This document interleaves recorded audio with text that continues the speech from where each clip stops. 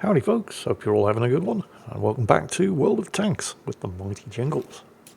This, in the Tier 8 Russian heavy tank, the KV-4, is Kelsea Mac. This is an assault battle on the Erlenberg map. He's currently doing the Sturdy Armour heavy tank mission. Bit of a spoiler there. Assault mode, he's on the attacking team. Now, an assault mode battle in World of Tanks only lasts a maximum of 10 minutes, and you win if you're on the attacking team by either capturing the enemy base or killing all of the enemy tanks. So, just like a regular battle. Except the defensive team don't have anything to capture. They just have to prevent you from taking the base and have at least one tank left alive at the end of the battle, in which case they win the defense.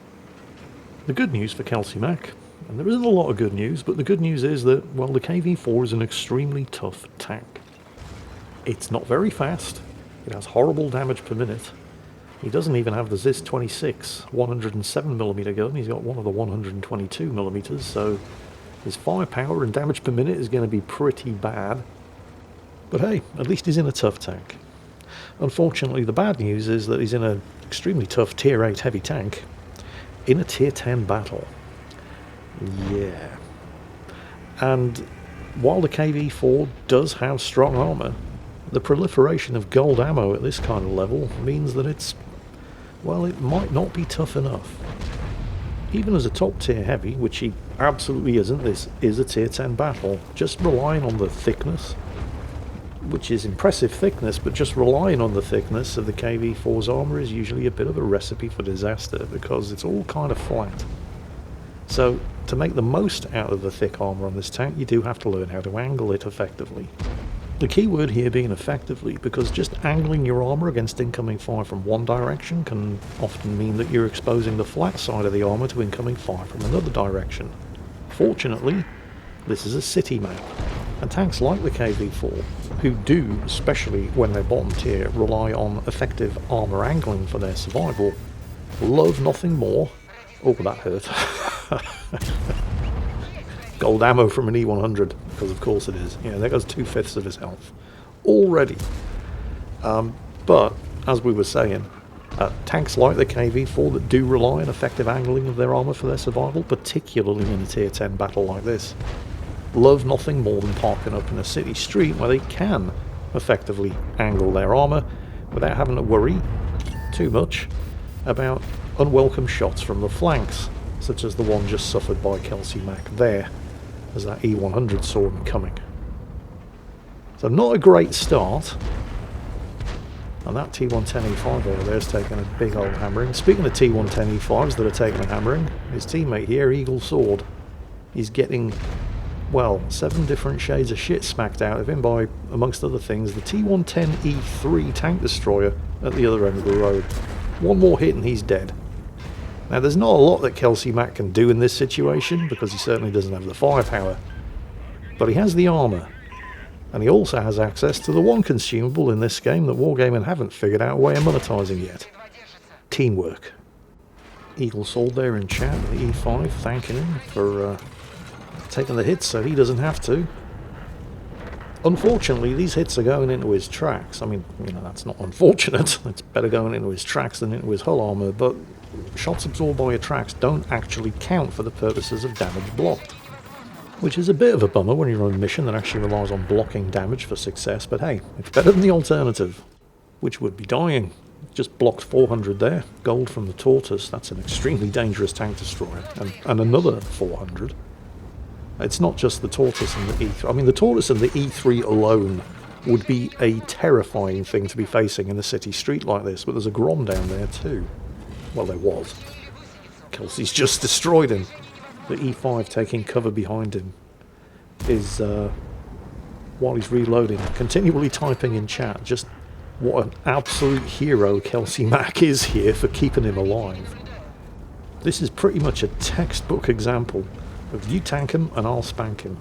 Kelsea up to 1200 damage blocked there. Officially, actually, it's probably more like 3000 given the number of shots that his tracks have absorbed without actually reaching the hull armour.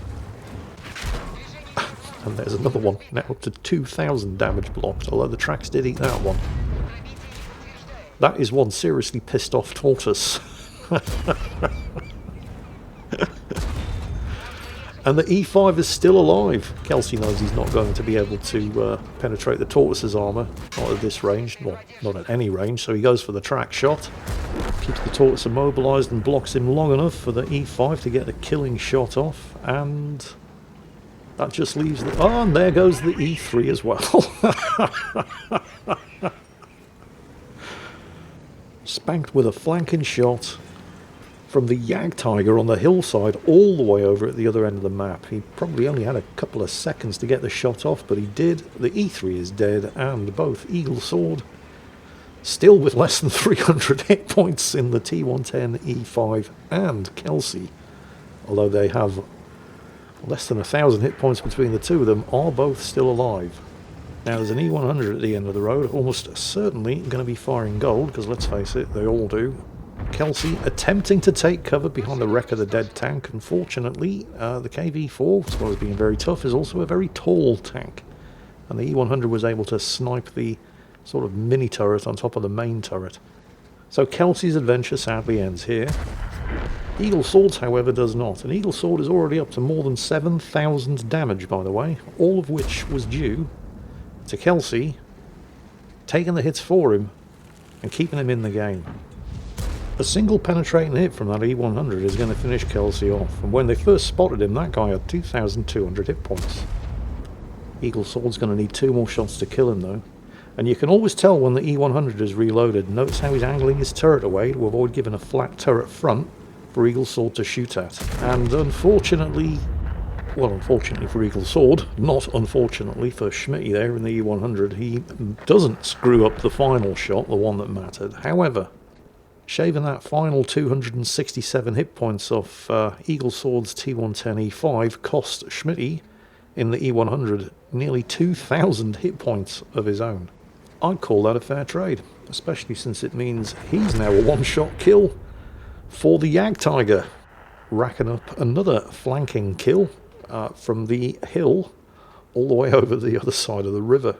And that just leaves 3 enemies. Oh, spoke too soon. That just leaves 2 enemies, the Scorpion G and the AMX AC-48, both of whom are tier 8 in this tier 10 battle, against 5 allies, with a substantial hit point deficit between the surviving tanks on both teams, and it's not in favour of the enemy team. The one advantage that they do have is that they're both extremely sneaky tank destroyers with fairly potent guns. Wait, that's 2 advantages. Yeah, counting is hard. So, well, actually, the 3 advantages that they currently have is they're both extremely sneaky tank destroyers with good guns, and they're defending in assault mode. Meanwhile, poor old Kelsea here absolutely got robbed, because if you check the status of his Sturdy Armour Heavy Tank 12 mission, he didn't actually complete it.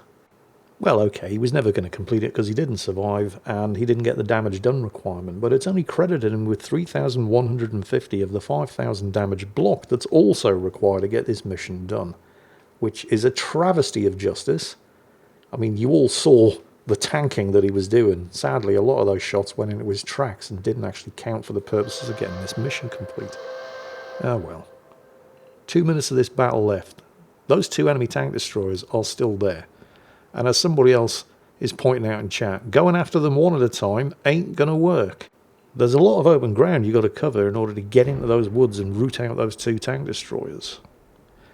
You've got more than 5,000 hit points between the 5 of you. You need to use all 5,000 of those hit points. Although, to be completely fair, most of that hit point total is in the form of the Jagdtiger camping the hill, and he ain't moving. But they're finally getting their act together. The E50, obviously, with less than 100 health, with substantially less than 100 health. Not particularly keen on leading the charge, but there they go. Scorpion and the S-Tank leading the way since they have the most health. Shots coming in there from the Jagdtiger on the hill. Very accurate shots. Good overwatch fire there. They've got the AMX-48. They need to find and kill the Scorpion G. And they need to do it quick because they've got 1 minute left. The enemy team can still win this. The E50, bless him, 14 hit points. Oh, they found him! And he's dead with 50 seconds to go. Probably not quite as close a victory as the timer would suggest, since there wasn't really anywhere for those two enemy tank destroyers to go that wasn't going to get themselves spotted by the Tiger crouched on the hill just waiting to feast on their tears, but still fairly close all the same. Now, based on the raw numbers alone, that wasn't an especially impressive performance from Kelsea Mack in the KV4. It was only a second class mastery badge, he only got 1 kill, he didn't actually do a huge amount of damage. As far as his position on the team is concerned, I mean, it's certainly not bad. He was a tier 8 tank in a tier 10 battle, and he managed to finish 5th on experience earned overall, with not far short of 1,000 base XP, which is certainly nothing to be ashamed of. But again, the raw numbers don't tell the whole story, because if you have a look at the top of the team list, oh look, it's Eagle Sword and the T110E5 with 8,500 damage done and 3 kills. Almost all of which was achieved after Kelsea started taking hits for him and keeping his gun in the game, which allowed him to do that 8,500 damage. And there's a compelling argument to be made for the case that if somebody was able to do that amount of damage, finishing top on the team, and the team still only just managed to win by killing the final enemy tank with 50 seconds left on the clock, if Kelsea hadn't kept Eagle Sword in the game, I'm pretty sure that would have been a defeat. Unfortunately, you don't get rewarded for teamwork in World of Tanks. Well, you do. You win. You just don't get rewarded directly for teamwork in World of Tanks. But I feel fairly confident in saying that if not for the teamwork between these two guys, that battle certainly wouldn't have been as interesting and fun to watch, and it probably also wouldn't have been a victory. So congratulations to Eagle Sword and Kelsea Mack, utilising the one consumable in World of Tanks that Wargaming haven't yet figured out a way of monetizing.